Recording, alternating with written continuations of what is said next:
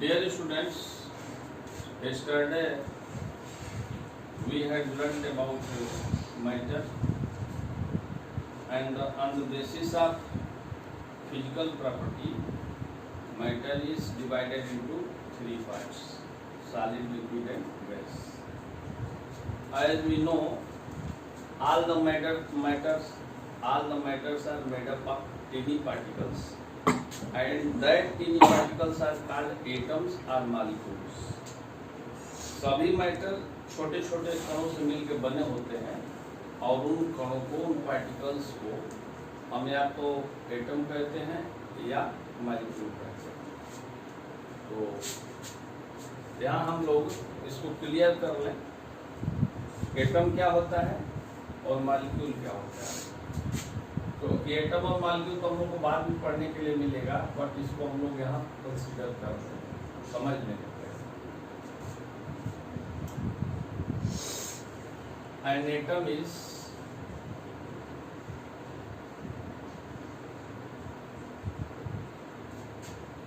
is the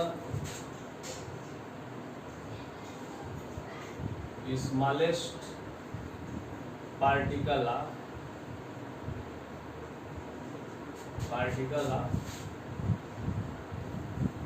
an element.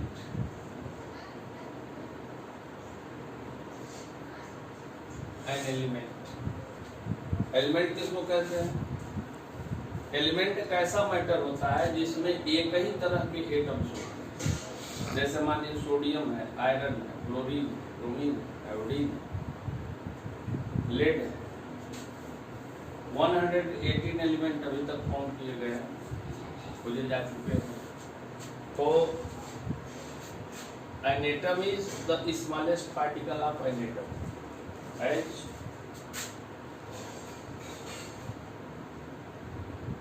Sodium,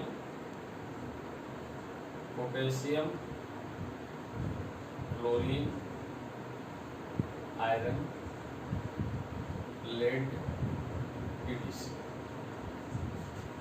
ये सब element है, और इनका जो स्मॉलेस्ट पार्टिकल होगा उसको क्या कहेंगे? Atom.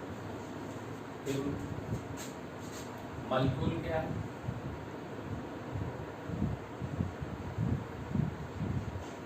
Molecule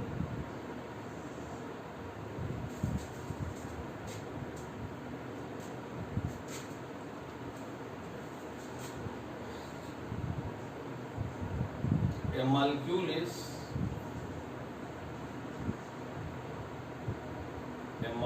is made up of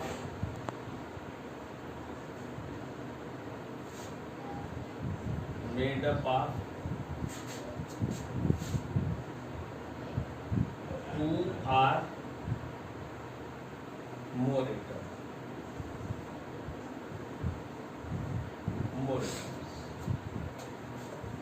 Molecule क्या होता है?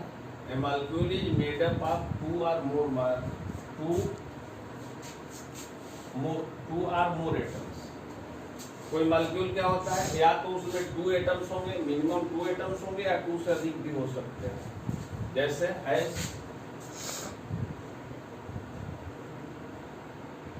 हाइड्रोजन H2, इसमें 2 एटम्स हैं और ये हाइड्रोजन का 1 मॉलिक्यूल है। इसी तरह ऑक्सीजन O2, इसमें भी 2 एटम्स हैं, ये 1 मॉलिक्यूल है ऑक्सीजन का। O3, इसको बोलते हैं हम लोग ओजोन, इसमें 3 एटम्स हैं। तो 2 या 2 से अधिक एटम जब कंबाइन होते हैं तो क्या फॉर्म करते हैं? मॉलिक्यूल फॉर्म करते हैं। तो इस तरह से a matter is made up of tiny particles, and that tiny particles are called atoms or molecules. And एक चीज और याद रखेंगे, 1 drop of water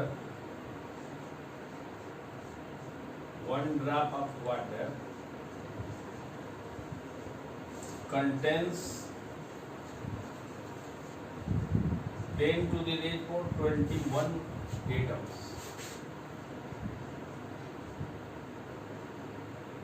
atoms are particle भी कह सकते हैं यहाँ पर। अगर 1 ड्रॉप आप वाटर लेते हैं आप, तो उसमें 10 to the raise 21 एटम्स होते हैं। आप इससे अंदाजा लगा सकते हैं कि एटम कितने छोटे होते हैं। तो जब ये डिफिनेशन दिया गया कि a matter is made up of tiny particles, तो इसका एविडेंस भी चाहिए, इसका प्रमाण भी चाहिए कि कोई भी पार्टिकल, कोई भी मैटर जो है पार्टिकल से कैसे बना हुआ, पार्टिकल क्या दिखाई देते हैं। Then for this most of the evidence for the existence of particles in the matter and their motion comes from the experiment of diffusion। ये कैसे आया? सबसे पहले रॉबर्ट ब्राउन ने इसको शो किया।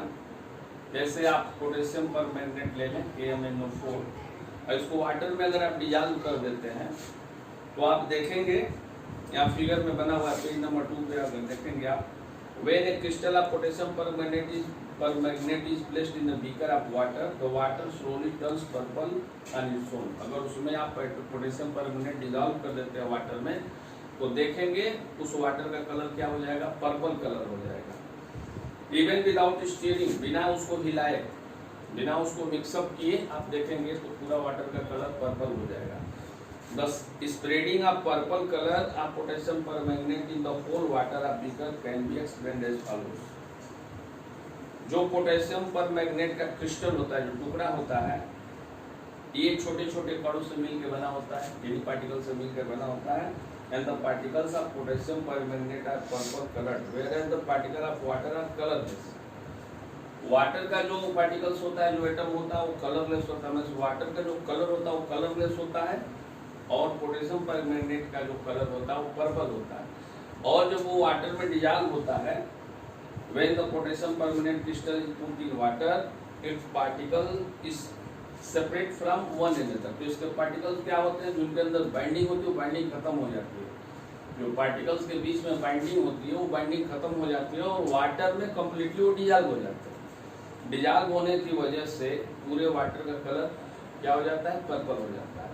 These purple colored particles of potassium permanganate is spread throughout water, making the whole water look purple। Actually, on dissolving, the particles of potassium permanganate get into the spaces between the particles of the water। यहाँ भी हम लोग एक चीज समझेंगे। हम लोग पढ़े हैं a matter is made up of tiny particles, और फिजिकल बेसिस पे कल हम लोगों ने पढ़ा था, फिजिकल प्रॉपर्टी के बेसिस पे हम लोगों ने पढ़ा था कि किसी भी मैटर को 3 कैटेगरी में डिवाइड किया गया है, सॉलिड, लिक्विड और गैस। तो किस आधार पे हम मैटर को सॉलिड कहेंगे, और किस आधार पे लिक्विड कहेंगे, और किस आधार पे गैस कहेंगे, उसका जनरली हम लोगों ने पढ़ा था कि सॉलिड का जो शेप और साइज वॉल्यूम फिक्स होता है, लिक्विड का वॉल्यूम फिक्स होता है लेकिन उसका शेप और साइज फिक्स नहीं होता है, और गैस का न तो वॉल्यूम फिक्स होता है न ही शेप और साइज फिक्स होता है। इसका मतलब कि ऐसा होता क्यों है, इसको समझने के लिए हम लोग 2 टर्म्स और यूज करेंगे, और उन 2 टर्म के आधार पे हम लोग ये जानेंगे कि कोई सॉलिड क्यों होता है, लिक्विड क्यों होता है और गैस क्यों होता है।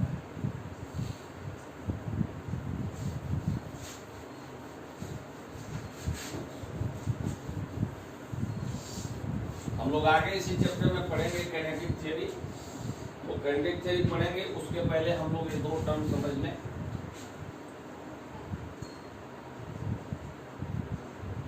Intermolecular space, intermolecular space, what is this?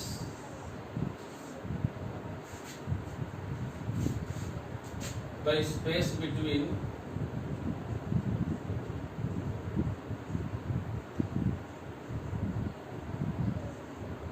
the space between 2 or more molecules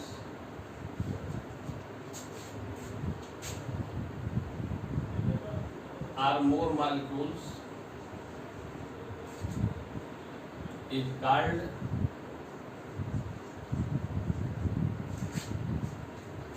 intermolecular space।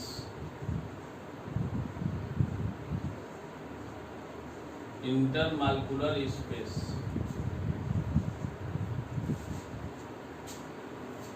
To और मोर मॉलिक्यूल, जैसे मान लीजिए वाटर की अगर हम बात करते हैं तो इनके जो एटम्स होते हैं वो फ्री नहीं रह सकते, एटम कभी फ्री नहीं होते हैं, इसलिए वो क्या करते हैं तुरंत मॉलिक्यूल बना लेते हैं। एटम कभी जो फ्री नहीं होते हैं, वो सिर्फ जब केमिकल रिएक्शन होता है तभी मॉलिक्यूल एटम में टूटता है, अदरवाइज हमेशा जो एटम होता है मॉलिक्यूल के रूप में होता है। इसीलिए हम लोग यहाँ पर मॉलिक्यूल का बार बार नाम ले रहे हैं।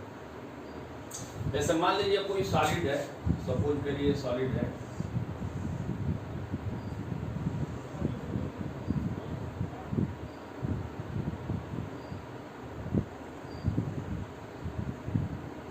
ये सपोज करिए मैं सॉलिड का बना रहा हूँ फिगर, और ये जो आप राउंड राउंड देख रहे हैं सर्कुलर शेप जो देख रहे हैं, सपोज करिए कि ये मॉलिक्यूल्स है, तो आप ये देख रहे हैं कि मॉलिक्यूल के बीच में कुछ न कुछ स्पेस बच जा रहा है।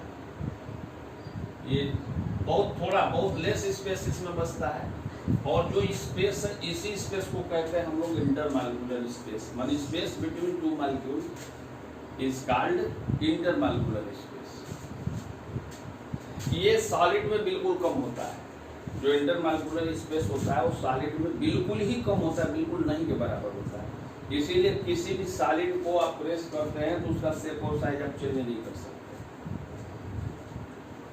और इसके साथ साथ जब लिक्विड की बात करते हैं तो इंटरमॉलिक्यूलर स्पेस जो लिक्विड में होता है वो कुछ अधिक होता है, in the comparison of solid. Solid के कंपैरिजन में लिक्विड के बीच में जो इंटरमॉलिक्यूलर स्पेस होता है वो थोड़ा अधिक होता है। अधिक होने की वजह से जो मॉलिक्यूल होते हैं एक दूसरे के ऊपर स्लाइड करते हैं, एक दूसरे के ऊपर लुढ़कते रहते हैं, इसीलिए उसमें फ्लुएंसी आ जाती है, बहने की प्रवृत्ति आ जाती है, फ्लो करते रहते हैं। और साथ साथ एक टर्म और है intermolecular force. Intermolecular force, intermolecular force, the force between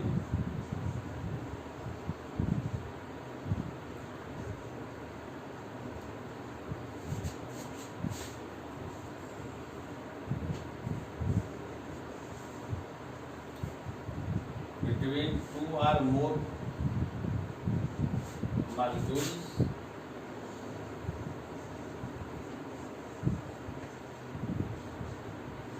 is called intermolecular force.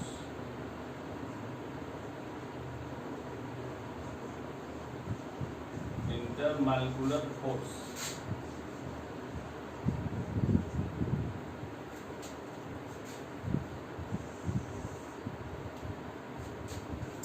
Two molecule के बीच में जो फोर्स होता है वो इंटरमॉलिक्यूलर फोर्स कहलाता है। According to Newton's gravitation law, universal law of gravitation given by Newton, Newton ने जो लॉ दिया है कि इस यूनिवर्स में जितने भी ऑब्जेक्ट हैं वो एक दूसरे को अपनी तरफ अट्रैक्ट करते हैं। जैसे मान लीजिए कि मैं ये बुक और ये मार्कर लिया हूँ, तो बुक मार्कर को अपने तरफ अट्रैक्ट कर रही है और मार्कर बुक को अपने तरफ अट्रैक्ट कर रहा है। ये अलग बात है कि एक दूसरे को अट्रैक्ट कर नहीं पाते हैं, क्योंकि इन दोनों का मास बहुत कम है। मास कम होने की वजह से ये फोर्स कम हो जाता है। अगर फोर्स की बात करेंगे, आप फिजिक्स में जाएंगे, नेक्स्ट चैप्टर में हम लोग इसको पढ़ेंगे, F = G × m1 × m2 / r²। m1 is mass of first body, m2 is mass of second body, and r is the distance between two objects।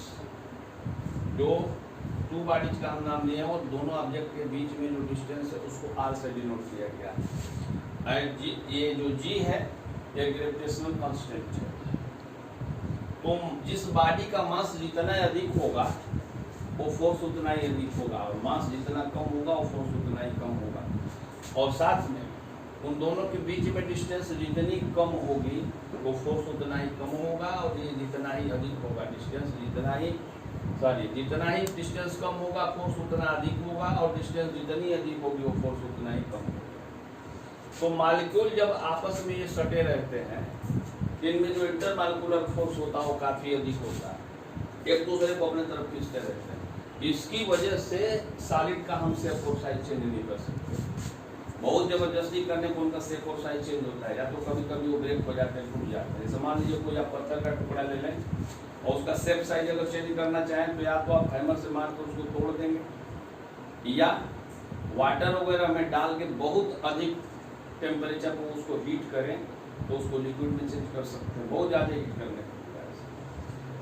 तो जनरली अगर हम देखेंगे तो जनरली हम सॉलिड का शेप और साइज चेंज नहीं कर सकते। उसका रीजन क्या है?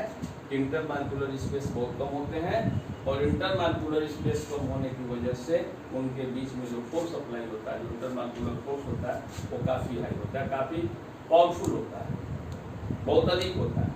सो हम सॉलिड का शेप और साइज चेंज नहीं कर सकते। लिक्विड में अगर आते हैं तो लिक्विड में क्या होता है, मान लीजिए कि ये सॉलिड स्टेट है और नीचे इसके हम लोग लिक्विड स्टेट ले लेते हैं। सपोज करिए ये थोड़ा थोड़ा यहाँ पर गैप है, ये थोड़ा गैप होने की वजह से क्या है कि इनके बीच में इंटरमॉलिक्यूलर स्पेस अधिक है, और स्पेस अधिक होने की वजह से इंटरमॉलिक्यूलर फोर्स कम हो जाएगा। जैसा कि फार्मूला कह रहा है कि डिस्टेंस अगर अधिक होगी तो ये फोर्स कम हो जाएगा। इसके बाद मान लीजिए इसी में हम लोग गैसियस स्टेट भी ले लेते हैं। सपोज के लिए यहाँ आप देख रहे हैं कि इंटरमॉलिक्यूलर स्पेस बहुत अधिक है, इसके वजह से इंटरमॉलिक्यूलर फोर्स बहुत कम है। इंटरमॉलिक्यूलर फोर्स इसमें कम होने की वजह से इसमें फ्लुएंसी आ जाती है, ये लिक्विड फ्लो करने लगता है। और गैस में आते हैं अगर तो देखते हैं इसमें काफ़ी ज़्यादा स्पेस है, तो जो इंटरमॉलिक्यूलर फोर्स है वो लगभग निग्लिजिबल हो जाता है, लगभग निग्लिजिबल हो जाता है। निग्लिजिबल होने की वजह से क्या होता है, ना तो इसका शेप और साइज फिक्स होता है और न इसका वॉल्यूम फिक्स होता है। अब हम लोग आ रहे हैं एविडेंस जो हम लोग पढ़ रहे थे कि पोटेशियम परमैंगनेट को अगर वाटर में डिजॉल्व करते हैं तो वाटर का कलर पर्पल कलर हो जाता है। एक्चुअली होता क्या है कि जब वाटर में हम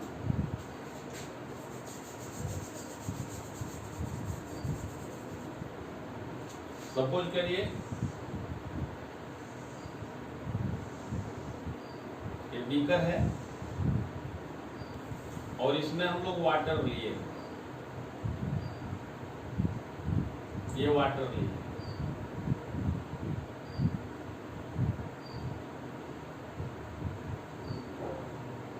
ये बिल्कुल सटा सटा होता है, लेकिन कुछ समझाने की वजह से इसको दूर दूर करना पड़ रहा है। ये वाटर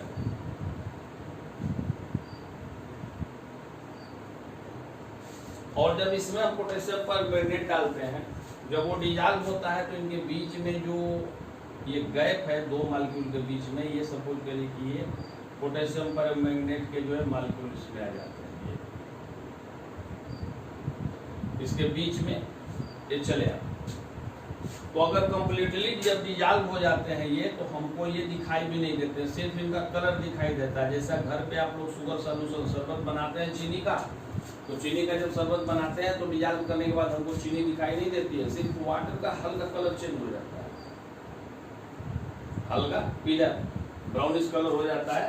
उसी तरह से ये जो इनके बीच में स्पेस होता है, जो मॉलिक्यूल के बीच में स्पेस होता है, उसी में पोटेशियम परमैंगनेट के मॉलिक्यूल जाके क्या हो जाते हैं, अंदर उसके बैठ जाते हैं, जिसकी वजह से हमको दिखाई नहीं देते। हाँ, अगर पोटेशियम परमैंगनेट को डिजॉल्व करने के बाद फिर से हमको अगर वापस लेना है तो हमें क्या करना पड़ेगा, वाटर को बॉयल करना पड़ेगा। बॉयल करने को वाटर क्या हो जाएगा, इवोपरेट हो जाएगा, उड़ जाएगा, और जो क्रिस्टल जो पोटेशियम परमैंगनेट है उसका क्रिस्टल उसमें बच जाएगा। अब वो हमें पाउडरी फॉर्म में मिलेगा। तो जितना हम जैसे टुकड़ा डाले थे, टुकड़ा नहीं मिलेगा, पाउडरी फॉर्म में मिलेगा। कलर उसका वही रहेगा, बट उसका फॉर्म जो है चेंज हो जाएगा। आप इसको अपने बुक के पेज नंबर 3 पे इसका फिगर देख सकते हैं। In this experiment, the particles of potassium permanganate and those of water mix on their own without any external stirring। ये कह रहे हैं कि वाटर में जब पोटेशियम परमैंगनेट डालते हैं तो अपने आप वो घुल जाते हैं, उनको हिलाना नहीं पड़ता, स्टीयरिंग नहीं करना पड़ता है। Since the particles of potassium permanganate and particle of water is spread into each other and mix up on their own, it is concluded that they are moving or they are in motion. इसका मतलब ये है कि जो इनके particles हैं वो motion में होते हैं, बिना अगर हिलाए अगर मिल जाते हैं तो इसका मतलब है कि उसके पार्टिकल क्या होते हैं, मोशन में होते हैं. And this moment of different particles among each other become mixed uniformly is called diffusion. और मोशन के चलते जो इनका डिफ्यूजन होता है, जो मिक्सिंग अप होता है, इसको हम लोग कहते हैं diffusion. And at first it was suggested by Robert Brown, और उन्होंने इसको एक्सपेरिमेंट करके भी दिखाया था. Both sugar and water are made up of very small particles. These particles are too small to see even under a microscope. कह रहे हैं कि इनके पार्टिकल्स जो ये बार बार पार्टिकल कर रहे हैं उसको हम लोग मॉलिक्यूल कह रहे हैं, ये इतने छोटे होते हैं कि इसको हम लोग हाई पावर माइक्रोस्कोप से भी नहीं देख पाते हैं. Well sugar dissolve, tiny sugar particles break up from each solid sugar granule. These sugar particles go into space between particles of water. वही चीज बता रहे हैं कि जो सुगर पार्टिकल्स होते हैं या पोटेशियम परमैंगनेट जो पार्टिकल्स होते हैं, जो स्पेस बीच में बचता है, वाटर मॉलिक्यूल के बीच में जो स्पेस होता है उसी में जाके बैठ जाते हैं. And mix with them, so the sugar solution will taste sweet even though we cannot see sugar in it. अब उसको अगर हम टेस्ट करते हैं, वाटर जिसमें शुगर डिजॉल्व हुई है, अगर उसको हम टेस्ट करते हैं तो उसका टेस्ट तो स्वीट हो जाता है, बट अगर हम शुगर देखना चाहें तो शुगर हमको दिखाई नहीं देती है. Now we will discuss mixing of two gases and moment of pollen grains in water. And ये जो बाकी के टॉपिक्स हैं इसको हम लोग नेक्स्ट वीडियो में डिस्कस करेंगे, और आप इसको नोट करते चलेंगे, और इसके बेस पे जितने क्वेश्चंस हैं उन क्वेश्चंस को भी आप नोट करते चलेंगे. पीछे एक्सरसाइज दिए गए हैं, इस एक्सरसाइज में से चेक करते रहेंगे कि कौन कौन क्वेश्चन अभी मिले. और बाकी जो मैं जैसे एटम का, मॉलिक्यूल का intermolecular space, intermolecular force definition में दिया हूँ, इसको भी आप लोग नोट कर लेंगे. और फिजिक्स जो फर्स्ट चैप्टर पढ़ाया गया उसको बिल्कुल कंप्लीट कर लेंगे. सारे उसके एक्सरसाइज में जो क्वेश्चन दिए गए हैं उसको सॉल्व कर लेंगे. Thank you for watching.